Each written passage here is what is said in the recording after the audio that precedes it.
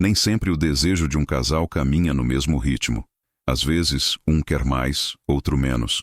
Às vezes, um busca proximidade, enquanto o outro precisa de espaço. E quando isso acontece, é comum surgir a dúvida: será que algo está errado com a relação? Mas a verdade é que diferenças de desejo são normais. Acontecem em todas as fases da vida. E com todos os casais o que muda é como cada um lida com isso. O desejo é algo vivo, que se transforma com o tempo, com o humor, com as emoções e até com o estresse do dia a dia. E o que muita gente não entende é que o desejo não é uma linha reta. Ele sobe, desce, se renova e muitas vezes precisa de cuidado para florescer de novo. O problema é que, quando o casal não entende isso, as diferenças podem virar distâncias. Um começa a se sentir rejeitado, o outro pressionado, e o que antes era carinho vira tensão. Mas não precisa ser assim. A falta de sintonia no desejo não é o fim da intimidade, é apenas um convite para olhar com mais atenção. O corpo e a mente têm ritmos diferentes, e quando o casal aprende a respeitar esses ritmos, a relação se torna mais leve e verdadeira. O segredo não está em forçar o desejo, mas em criar o ambiente emocional para que ele volte a nascer naturalmente. Muitas pessoas acreditam que o desejo precisa ser igual o tempo todo, como se o casal tivesse que estar sempre no mesmo compasso. Mas o amor maduro ensina o contrário. Ele vive de fases, de pausas, de reencontros, e cada fase traz a oportunidade de redescobrir o outro de um jeito novo. Às vezes, o desejo se acalma porque a vida está cheia, porque há preocupações, porque o corpo mudou, porque o cansaço chegou. Outras vezes, ele volta com força quando o casal relaxa, conversa, se cuida e volta a se olhar com carinho. Depois dos 50, essa diferença pode ficar mais evidente. Os hormônios mudam, a libido responde de outra forma, e o ritmo do corpo já não é o mesmo da juventude. Mas isso não significa que o amor ou o prazer acabaram. Significa apenas que é hora de encontrar um novo ritmo. Um ritmo mais calmo, mais consciente, mais carinhoso. E esse novo ritmo pode ser ainda mais prazeroso, porque vem acompanhado de compreensão, paciência e conexão. A pior coisa que um casal pode fazer quando o desejo está diferente é transformar isso em culpa ou cobrança. Quando alguém se sente pressionado, o desejo se esconde ainda mais. Quando alguém se sente rejeitado, a autoestima cai. E assim os dois se afastam, não por falta de amor, mas por falta de escuta. O caminho então é aprender a conversar sobre isso com calma, com verdade e com respeito. Sem críticas, sem comparação, sem vergonha. O desejo é sensível às emoções. Ele não aparece por comando, mas por clima. E esse clima se constrói na rotina, nas pequenas coisas, nos gestos do dia a dia. Às vezes um toque de carinho durante o café da manhã vale mais do que 1000 palavras. Às vezes o que está faltando não é vontade, é leveza. Quando o casal volta a rir junto, a caminhar junto, a trocar olhares sem pressa, o desejo reaparece porque ele precisa de espaço para respirar. Então, se você está vivendo uma fase em que o desejo do casal parece diferente, respira. Não há nada de errado em sentir mais ou menos. O importante é entender que o amor e o prazer são feitos de movimento, não de perfeição. E o primeiro passo é não transformar o silêncio em distância. Falar sobre isso é cuidar. Ouvir o outro é amar. E cuidar de si é respeitar o próprio tempo. Se você está comigo até aqui, comenta a palavra equilíbrio aqui embaixo, porque é disso que o desejo precisa, de equilíbrio, não de cobrança.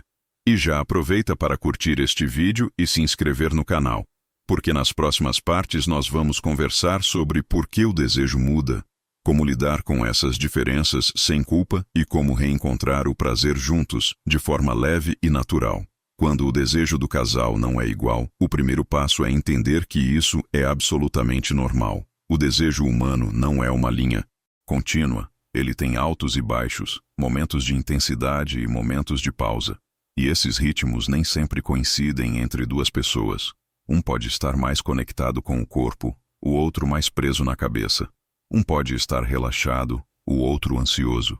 E nessas diferenças, o que muitas vezes gera sofrimento não é a falta de desejo, mas a falta de compreensão. Cada pessoa tem um funcionamento único. Existem dias em que o corpo responde mais rápido e outros em que ele parece mais distante. Isso acontece por motivos simples: o estresse, o sono, os hormônios, o humor, o momento emocional. No caso das mulheres, fatores como menopausa, alterações hormonais ou insegurança com o corpo podem influenciar bastante. Já nos homens, o cansaço, a pressão e o medo de falhar também pesam. O corpo sente o que a mente vive, e o desejo é o reflexo disso. O grande erro é achar que o desejo precisa ser igual, simultâneo, perfeito. A vida real não é assim. Às vezes, o amor continua, o carinho continua, mas o ritmo é outro, e está tudo bem. O que não pode acontecer é o silêncio, aquele silêncio que cria distância. Quando o casal não fala sobre o assunto, começam os mal-entendidos. Um acha que o outro não o ama mais, o outro acha que o parceiro está exigindo demais. E no meio dessa confusão, o que era um simples desencontro vira uma dor profunda. Mas o desejo não se mede pela frequência. Ele se mede pela disponibilidade emocional. Às vezes, o desejo de um é mais ativo, o do outro é mais tranquilo. E isso pode se equilibrar se houver respeito e conversa. O que mata o desejo não é a diferença, é a cobrança. Quando alguém se sente pressionado, o corpo fecha. E quando alguém se sente rejeitado, o coração se distancia. A vida a dois é feita de fases, e o desejo também. Em alguns períodos, o casal está mais conectado fisicamente. Em outros, mais emocionalmente. O amor maduro entende isso. Ele não exige constância. Ele aceita movimento. E o que mantém o vínculo não é a frequência do contato, mas a qualidade do encontro. É estar junto com presença, mesmo quando o desejo não está igual. Depois dos 50, essas diferenças se tornam mais comuns. O corpo muda, a mente ganha novas preocupações, e o tempo parece andar mais rápido.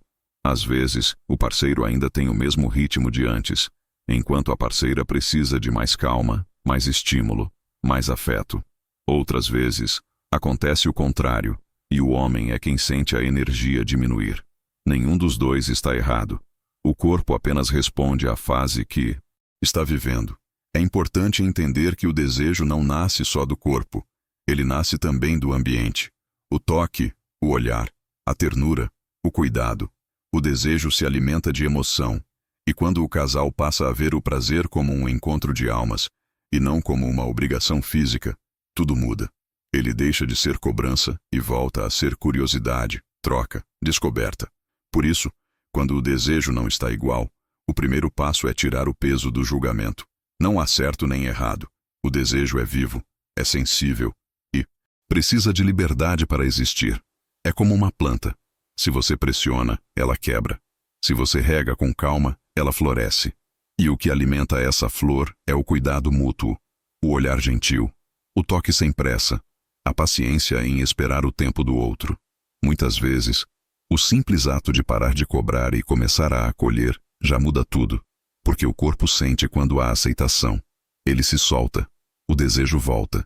Ele só precisa se sentir seguro. E segurança nasce quando o casal entende que o amor não está medido pela frequência, mas pela qualidade do que se compartilha. Por isso, se o desejo está em ritmos diferentes, não é sinal de fim, é sinal de que é hora de conversar, de se escutar e de aprender um novo ritmo juntos. O amor, quando amadurece, entende que o prazer não vem apenas do toque, mas da compreensão. E é essa compreensão que mantém o vínculo forte, mesmo quando os corpos parecem dançar em tempos diferentes. Lidar com a diferença de desejo dentro de um relacionamento não é sobre forçar o outro a sentir o mesmo, é sobre aprender a se encontrar no meio do caminho. Quando um tem mais vontade e o outro menos, o segredo não está em convencer, mas em compreender. A pior coisa que pode acontecer é transformar o toque em obrigação. O prazer nunca nasce da cobrança, ele nasce da liberdade. Quando há respeito, o desejo respira. Quando há pressão, ele se apaga. É comum que quem tem mais vontade sinta rejeição e quem tem menos vontade sinta culpa. Os dois lados sofrem, porque um acha que não é mais amado e o outro acha que está decepcionando. Mas é aí que o diálogo precisa entrar. sem acusar, sem comparar, sem jogar culpa. Às vezes basta dizer com sinceridade: eu te amo, mas agora preciso de um tempo. Ou, eu quero estar com você, mas meu corpo está diferente, e eu preciso de calma. Essas palavras simples trazem alívio, porque o outro entende que não é rejeição, é apenas um ritmo diferente. O desejo é delicado, e quanto mais ele é pressionado, mais ele se esconde. É como tentar acender uma chama soprando com força, o vento apaga o fogo. O que o mantém aceso é o cuidado. Um toque leve, um carinho sem segunda intenção, um abraço longo. Quando o corpo sente segurança, ele começa a se abrir de novo. E quando o casal para de medir o desejo pelo número de vezes que se encontram e começa a olhar para a qualidade da presença, o vínculo se fortalece. É importante lembrar que a intimidade não se resume ao ato sexual. Ela se constrói nas pequenas coisas, no toque durante o dia, na conversa antes de dormir, no riso compartilhado, no olhar demorado. Às vezes, o que falta não é desejo, é proximidade. O corpo sente quando o coração se afasta, e o desejo é a primeira coisa a se esconder. Mas quando o casal volta a se olhar com carinho, volta a cuidar um do outro, o desejo reaparece não por obrigação, mas por amor. Outro ponto essencial é o respeito ao próprio corpo. O desejo tem altos e baixos, e isso não é um defeito, é parte da natureza humana. Existem dias em que o cansaço, a dor, a mente cheia de preocupações, simplesmente não permitem o mesmo envolvimento. Nesses momentos, o carinho pode substituir o ato, e o amor continua sendo alimentado. O toque não precisa sempre levar ao mesmo lugar. Ele pode ser apenas presença, afeto, aconchego. E tem algo muito bonito que acontece quando o casal entende isso. A conexão se torna mais verdadeira, porque o amor passa a ser medido não pelo desempenho, mas pela entrega. O desejo deixa de ser uma meta e passa a ser uma consequência da intimidade emocional. Quando o casal se sente seguro, sem medo de decepcionar, o corpo relaxa. E é justamente no relaxamento que o prazer volta a acontecer. Depois dos 50, a maturidade emocional traz um presente: a capacidade de entender que o desejo não é um teste de amor. Ele é uma linguagem. E às vezes, essa linguagem precisa de novas palavras, de um novo tom, de uma nova forma de se expressar. O toque pode ser mais lento, o olhar mais profundo, o encontro mais calmo. E tudo isso pode ser ainda mais prazeroso, porque agora não há pressa, há presença. O segredo está em aceitar o que o outro sente, sem tentar mudar. O amor cresce quando há escuta. Quando um acolhe o ritmo do outro, o corpo entende que não precisa se defender. E quando o corpo se sente livre, o desejo naturalmente encontra o caminho de volta. A diferença de desejo, quando é olhada com paciência e respeito, pode se transformar em algo bonito. Ela ensina o casal a se conhecer de novo, a redescobrir o toque, a aprender a se comunicar de um jeito mais sensível. É uma oportunidade de crescer juntos, porque o desejo não é sempre igual, mas o amor pode ser constante se houver cuidado. Reconstruir o equilíbrio, quando o desejo do casal não é igual, não é sobre encontrar uma fórmula, é sobre aprender a dançar juntos, mesmo quando os passos não coincidem. O amor maduro entende que nem sempre o ritmo é o mesmo, mas a música ainda pode ser bonita. E o primeiro passo para reencontrar essa harmonia é tirar o peso do desempenho. O prazer não precisa seguir um padrão, ele precisa seguir o sentimento. O casal que aprende a falar sobre o desejo, sem medo nem vergonha, já está no caminho certo, porque o silêncio é o que mais separa. Quando há diálogo, o outro entende que o desejo não desaparece, apenas se expressa de um jeito diferente. Às vezes é o toque que substitui o impulso, é o carinho que se transforma em presença, é o olhar que volta a dizer o que as palavras não conseguem. E isso também é prazer. Um prazer mais maduro, mais consciente, mais humano. A intimidade cresce quando há espaço para o afeto. Pequenos gestos durante o dia, um abraço mais demorado, uma massagem nos ombros, um elogio inesperado são sementes que alimentam o desejo. O corpo gosta de ser lembrado. Ele responde quando sente carinho, quando percebe que é visto, quando é tocado sem pressa. O desejo se reacende em meio à ternura, não na cobrança. Outro caminho importante é o autoconhecimento. Às vezes, o desequilíbrio no desejo vem do fato de que cada um está desconectado de si. O corpo muda, a mente muda, as necessidades mudam, e o que antes funcionava pode não funcionar mais. Reencontrar o prazer passa por se redescobrir, descobrir novos pontos de toque, novos ritmos, novas formas de se conectar. O desejo é uma energia criativa. Ele precisa de curiosidade, de novidade, de vontade de explorar o que ainda não foi vivido. A cumplicidade também precisa ser alimentada fora do quarto. Casais que riem juntos, que compartilham momentos leves, que cuidam um do outro, naturalmente criam um ambiente emocional onde o desejo floresce. O prazer é um reflexo da convivência. Quando há carinho, paciência e respeito no cotidiano, o corpo sente segurança para se abrir. É nessa segurança que o toque se torna natural e o desejo volta a nascer. E se o casal percebe que o desequilíbrio está causando sofrimento, buscar ajuda é um ato de amor. Um terapeuta de casal, um profissional de saúde, alguém que possa orientar com neutralidade. Às vezes, uma conversa guiada ajuda os dois a entenderem que não há culpa, apenas fases diferentes. E quando o amor é verdadeiro, existe espaço para encontrar o meio-termo, para criar novas formas de prazer, para reconstruir o vínculo com calma.